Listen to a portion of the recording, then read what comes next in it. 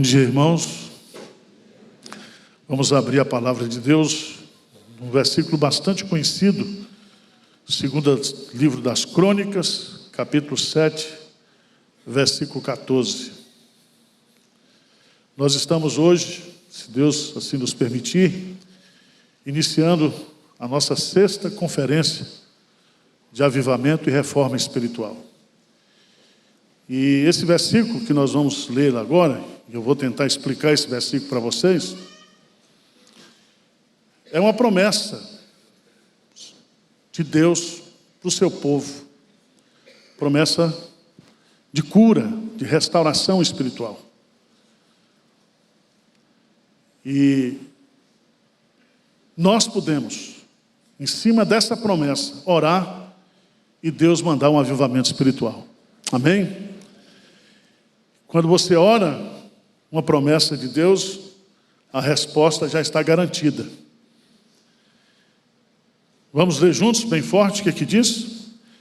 Se o meu povo, que se chama pelo meu nome, se humilhar e orar e me buscar e se converter dos seus maus caminhos, então eu ouvirei dos céus, perdoarei os seus pecados e sararei a sua terra.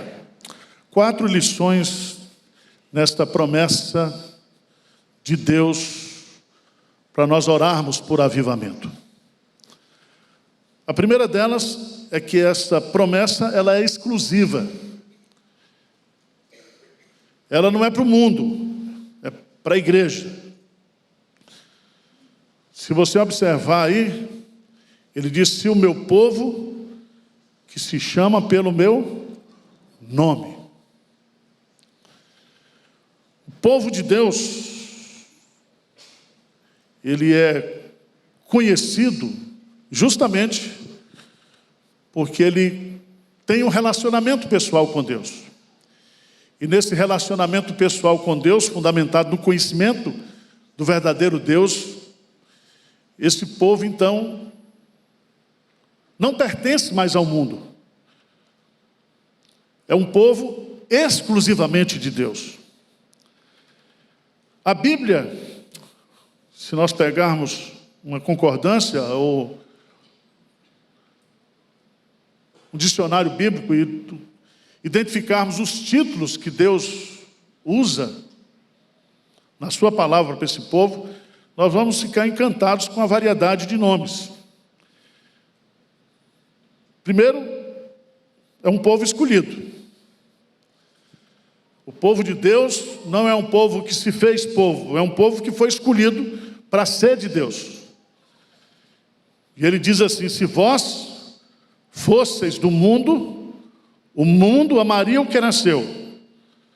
Como todavia não sois do mundo, pelo contrário, dele vos escolhi, por isso o mundo vos odeia. Esse povo é um povo não somente escolhido, mas é um povo chamado. Diz lá, Isaías 43:1, mas agora assim diz o Senhor que te criou, Jacó, e que te formou, Israel, não temas, porque eu te remi, chamei-te pelo teu nome, tu és meu. Um povo escolhido, um povo chamado, um povo amado. Jesus diz, João 15:9, como o Pai me amou, também eu vos amei, permanecei no meu amor. É o povo da aliança, é o povo das promessas. Deuteronômio capítulo 7, versos 9 e 10, diz: saberás, pois, que o Senhor teu Deus é Deus, o Deus fiel, que guarda a aliança e a misericórdia até 1000 gerações as que o amam, e cumpre os seus mandamentos, e dá o pago diretamente aos que o odeiam, fazendo-os perecer. Não será demorado para com os que o odeiam, prontamente lhe o retribuirá. É um povo enviado, assim como o Pai me enviou, eu também vos envio. É o povo protegido. É o povo protegido. Diz o próprio Jesus Cristo, aquele que o Pai me deu, ninguém pode arrancar da minha mão e das suas mãos. Nós estamos nas mãos de Deus, nós estamos nos braços de Deus. Nós somos o povo mais protegido do mundo. E a gente poderia citar outros títulos que a Bíblia usa, mas negativamente também. A Bíblia fala que o povo de Deus é um povo teimoso. Salmo 81, versículos 11 e 12, diz assim: mas o meu povo não me quis escutar a voz, Israel não me atendeu. Assim deixei-o andar na teimosia do seu coração. Siga os seus próprios o quê? Conselhos. Você é teimoso ou não? Então Deus diz que o seu povo é um povo teimoso, que não quer escutar a voz dele. Oséias capítulo 11, versículo 7, diz que o povo, nós como povo de Deus, o nosso coração é inclinado para o mal, principalmente quando nós estamos vivendo tempos de bênçãos, de fartura espiritual. Oséias capítulo 11, versículo 7, diz: porque o meu povo é inclinado a desviar-se de mim. Se é concitado a dirigir-se acima, ninguém o faz. É um povo que muitas vezes falta entendimento, porque o meu povo é gente falta de conselhos, e nele não há entendimento. É um povo rebelde. Isaías 30, versículo 9, diz assim: porque povo rebelde é este, filhos mentirosos, filhos que não querem ouvir a lei do Senhor. Enfim, nós podemos pintar um retrato, usando a palavra de Deus, para identificarmos como um povo abençoadíssimo, mas um povo difícil, um povo complicado, um povo que dá muito trabalho para Deus.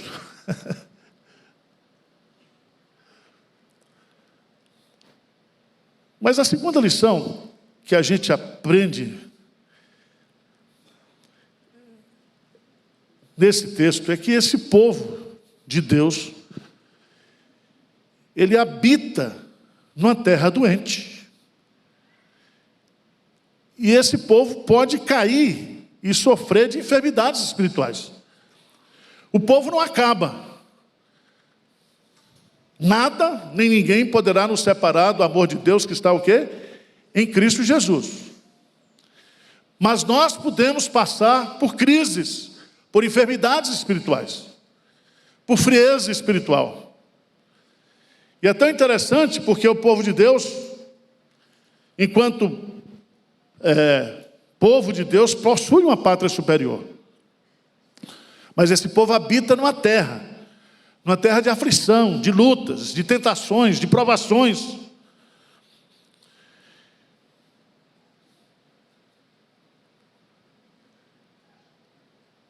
Dr. Jonathan Edwards, ele diz que a pior doença do povo de Deus e da igreja se chama orgulho espiritual, soberba espiritual.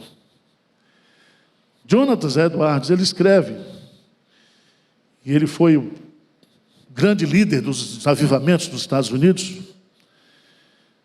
Ele diz assim: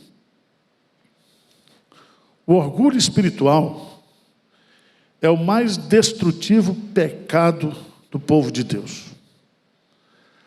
A primeira e a pior causa do erro que prevalece em nossos dias é o orgulho espiritual.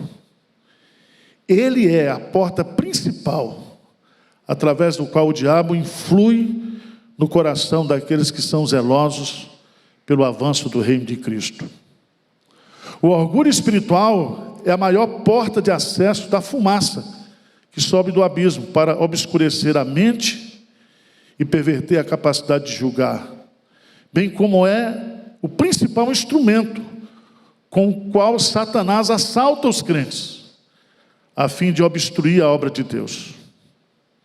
Ele diz assim, fechando: Até que essa enfermidade seja curada, os remédios para curar todas as outras enfermidades são aplicados o quê? Em vão. Em outras palavras, ele diz: nós precisamos ser tratados dessa doença terrível chamada orgulho espiritual. Mas veja, em terceiro lugar, que Deus, nesse texto, Ele faz 4 exigências e promete 3 coisas. Quais são as 4 exigências que Ele faz? Ele diz assim: se o meu povo, que se chama pelo meu nome, o quê? Se humilhar. Primeira exigência. Se humilhar. E se humilhar aqui é tomar uma decisão consciente e intencional. Há alguns imperativos. Humilhai-vos sob a poderosa mão de Deus, e no devido tempo Ele vos exaltará. A palavra humildade vem do latim humus, que significa solo fértil.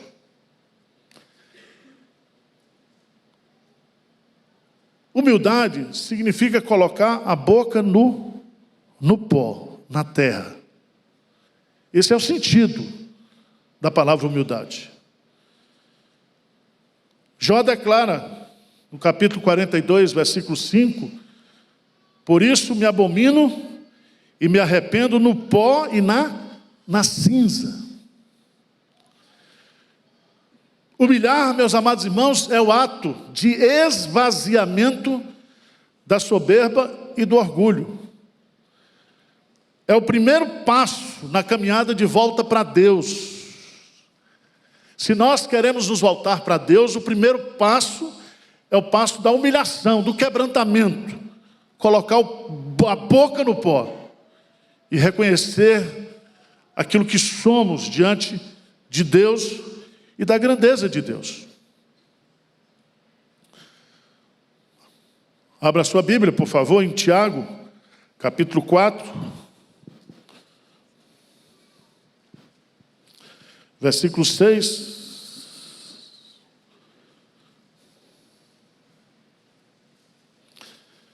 O que diz aí?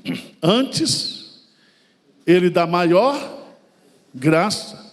Pelo que diz, Deus resiste aos soberbos, mas dá graça aos... Continue. Sujeitai-vos, portanto, a Deus, mas resisti ao diabo e ele fugirá de vós. Versículo 7, o que diz? Chegai-vos a Deus e ele se chegará a vós outros. Purificai as mãos, pecadores, e vós que sois de ânimo dobro, limpai o coração. Versículo 9. Afligi-vos, lamentai e chorai. Converta-se o vosso riso em pranto e a vossa alegria em tristeza. Humilhai-vos na presença do Senhor e Ele vos exaltará. Então, para que Deus mande um avivamento, para que Deus mande cura para nós, primeiro passo, humildade. Humilhação. Ele te declarou ao homem o que é bom. E o que é que o Senhor pede de ti? Primeiro, que pratiques a justiça, que ames a misericórdia e que andes humildemente com o teu Deus. Segundo lugar, segunda exigência, se o meu povo que se chama pelo meu nome se humilhar e orar. Só ora quem é humilde. Sabia disso? Por isso que quando você acha que resolve, você não ora. Diz, eu resolvo. Mas quando a boca esquenta e o problema vem, e a luta é grande, e você descobre que é incompetente, a primeira coisa que você faz é o quê? Orar. Orar é a maior declaração de incompetência do homem, da igreja. A oração é uma declaração de incompetência, de insuficiência, de carência. Orar é mudar. E a mudança começa no coração daquele que ora. Orar é renunciar à sua própria vontade, à sua própria competência, o seu próprio saber. Jesus é o maior exemplo. Diz o texto lá em Mateus 26, 42, tornando-se a retirar-se, orou de novo, dizendo: meu Pai, se não for possível passar de mim este cálice, sem que eu beba, faça-se segundo a tua o quê? Vontade. A oração é usada pelo Espírito Santo. Ele me convence a entregar a minha vida, a minha vontade, nas mãos de Deus. Vocês estão entendendo o que é oração?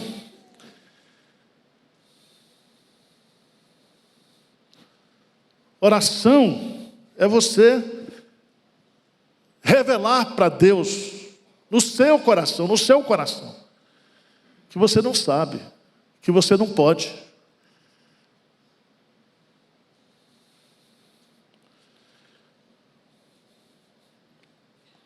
André Murray, ele diz: o Espírito me ensina a entregar a minha vontade ao Pai. Ele abre meu ouvido para esperar com grande mansidão e docilidade de alma pelo que o Pai tem dia a dia para falar e ensinar. Ele me revela como a união com o próprio Deus, como a rendição total à vontade de Deus é a reivindicação do Pai, o exemplo do Filho e a verdadeira bem-aventurança da alma. Pense nisso. Se o meu povo, que se chama pelo meu nome, se humilhar e orar. Mas tem outra coisa. Qual a terceira exigência aí que diz? E me buscar. Humilhação, oração e busca. E tem uma diferença entre oração e busca. Por que o próprio Deus faz essa diferença? Porque a oração é a disciplina espiritual. A busca é não somente a intensidade dessa busca, dessa oração, não somente a intencionalidade dessa oração, não somente o foco. Quando você busca, você corre atrás. Você corre atrás. O salmista diz: buscai o Senhor e o seu poder, buscai perpetuamente a sua presença. A Bíblia fala lá, Isaías 29, 13, buscar-me-eis e me achareis quando buscar de todo o vosso quê? Coração. Então a busca é intensa, é intencional, é resiliente, é perseverante. É como diz Jacó: não te largarei enquanto o Senhor não me abençoar.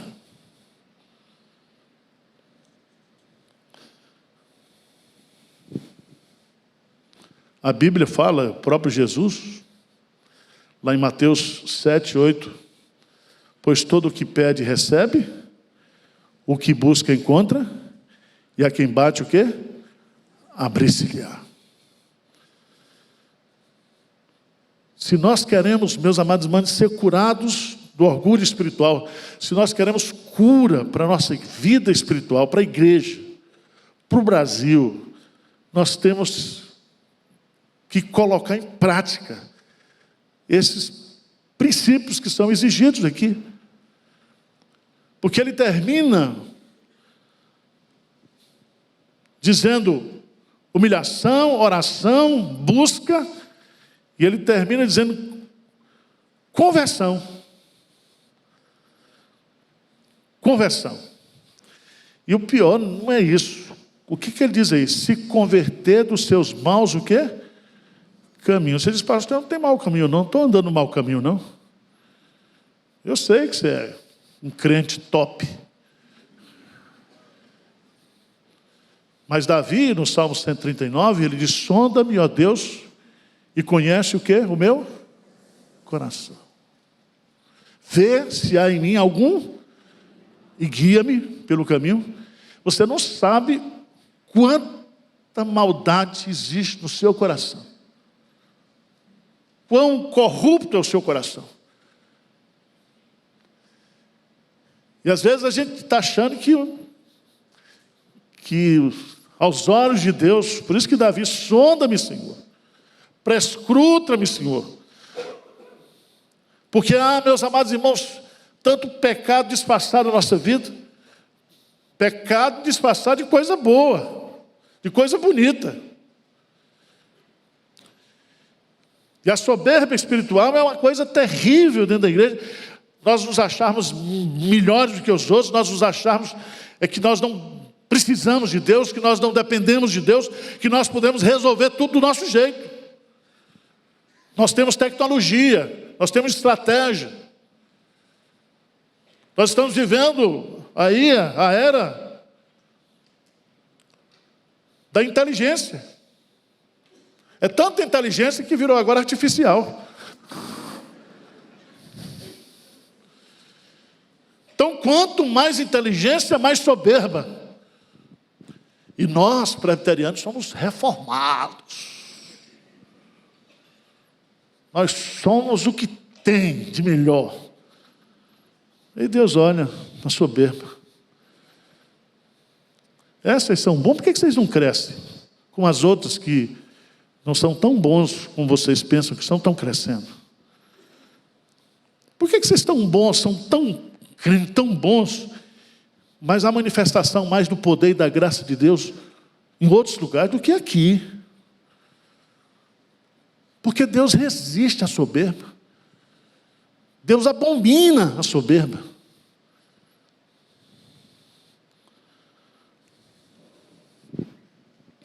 A palavra conversão envolve mudança de pensamento acompanhada pela mudança de comportamento. Eu vi essa semana o tamanho da nossa soberba. Nós convidamos o pastor da Assembleia de Deus, o pastor Flausilino. Ele vai dar uma palestra aqui no nosso congresso de avivamento. Um homem de Deus. Um homem sério. E só saiu o nome dele, né, querido? Por que um pastor da Assembleia de Deus não pode pregar numa igreja presbiteriana? Se o pastor Hernando, que é presbiteriano, prega nas igrejas da Assembleia de Deus todo dia. Por quê? Por que, irmãos, há tanta soberba no nosso meio? Uns acham que eles são donos da doutrina. Outros acham que eles são donos do Espírito Santo. Que a patente do Espírito Santo é deles. Pentecoste.com.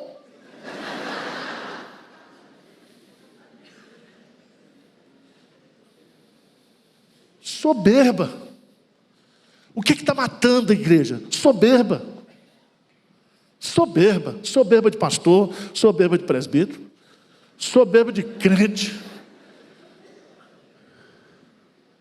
Soberba. Converter. E essa mudança só é possível pela influência do Espírito Santo.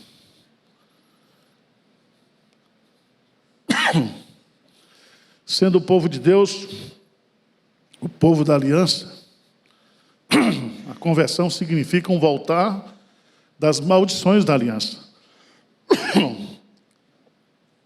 Vocês estão entendendo o que eu estou dizendo, né?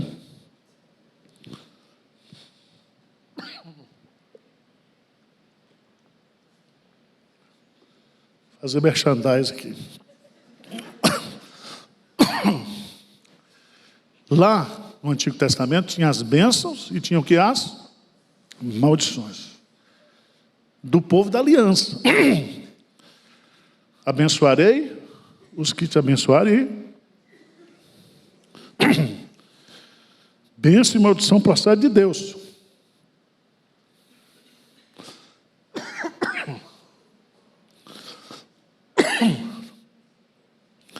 Mas em último lugar, ele promete 3 coisas. Quais são as 3 coisas que ele promete aí? Então, eu ouvirei dos céus. Primeiro, por que ele diz eu ouvirei dos céus? Por que ele não diz eu ouvirei da terra? Eu ouvirei do templo. Os céus aqui representam o trono de Deus, a morada de Deus. E ele está dizendo aqui claramente que todas as decisões que acontecem na terra são tomadas no céu. Terceira coisa. Segunda coisa, eu ouvirei dos céus, eu perdoarei os seus pecados, não os pecados do mundo, mas os seus pecados, e sararei o que? A sua terra.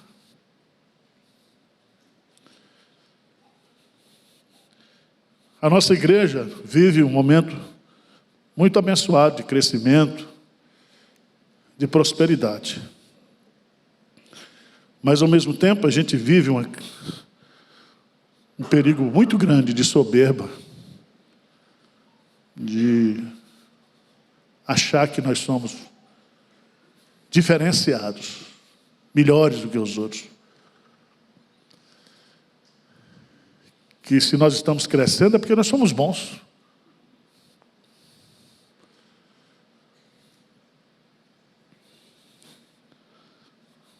Agora eu queria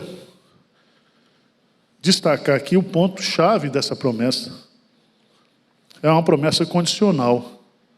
Diz assim, se o meu povo, se não quiser também, pode continuar do jeito que está. Se você está satisfeito com o que tem, então fica assim. Mas se vocês entenderem que a terra está doente, que vocês estão doentes, e que vocês precisam de cura, cura do céu, cura celestial. E Charles Spurgeon, ele diz de uma forma tão brilhante, é que a palavra de Deus é como uma farmácia, e cada promessa de Deus é como se fosse um remédio, um medicamento ali na prateleira. Quando você toma uma promessa dessa farmácia, que é a palavra de Deus, você é curado, você é tratado. E você sabe que essas promessas foram feitas por Deus. Ele é o médico. É Ele que promete isso. É Ele que vai realizar isso. É Ele que vai nos restaurar. Restaurar. Quero desafiar a igreja nesta manhã. Vamos ficar de pé? Vamos orar? Queria que você orasse com a pessoa que está do seu lado aí. E você orasse essa promessa, Senhor. Nós nos humilhamos nesta manhã. Nós oramos, nós buscamos o Senhor, nós nos convertemos dos nossos maus caminhos. Então ouça, atenda. Sara-nos nessa manhã, manda cura para a tua igreja. Restauração completa, espiritual, relacional, familiar. Que o mover do Espírito de Deus, que o céu desça à terra, trazendo cura, trazendo restauração, trazendo libertação. Vamos orar todos, as duplas orando.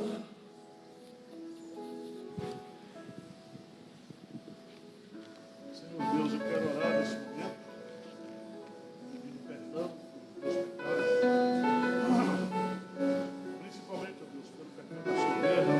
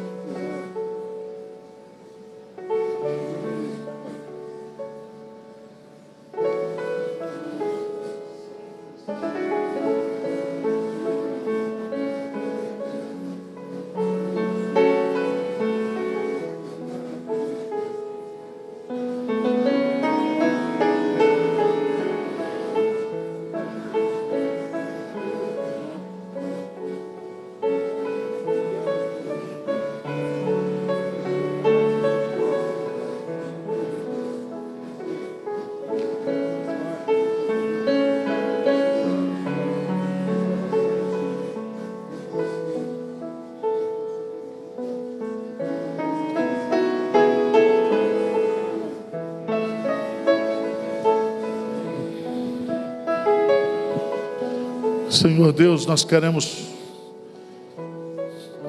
nos apropriar dessa promessa que o Senhor fez a Salomão, essa promessa que tem sido, durante a história, motivação para avivamento, motivação para santificação, motivação para o mover do Senhor, para a manifestação do Senhor na vida do seu povo. Pedimos agora, pedimos por esse domingo, pedimos por esses 3 dias que estaremos juntos aqui orando, buscando. Traga a igreja, traga o teu povo, traga aqueles irmãos congressistas que já estão inscritos. Que haja, Deus, um mover do céu aqui, que haja um despertamento, um quebrantamento espiritual,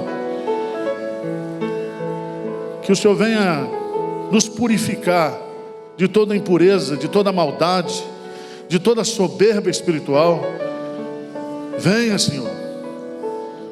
É o nosso desejo, a nossa oração, em nome de Jesus. Amém.